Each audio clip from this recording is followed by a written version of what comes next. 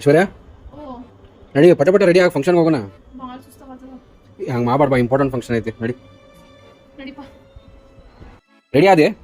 Makeup ಅದೇನು ಮಾಡ್ಕೊಳಂಗಿಲ್ಲ ಮಾಡ್ಕೋ, but ಮಾಡ್ಕೊಂಡು ಅಂದ್ರೂ ಕೂಡ ವಾಟರ್ ಪ್ರೂಫ್ ಮೇಕಪ್ ಮಾಡ್ಕೋ. ಇದು ಫೇಸಸ್ ಕನ್ನಡದವ್ರದ್ದು ultimate pro makeup fixer. So ಇದನ್ನು ಯೂಸ್ ಮಾಡಿ ನನ್ನ ಬೇಸ್ ಕ್ರಿಯೇಟ್ ಮಾಡ್ತೀನಿ.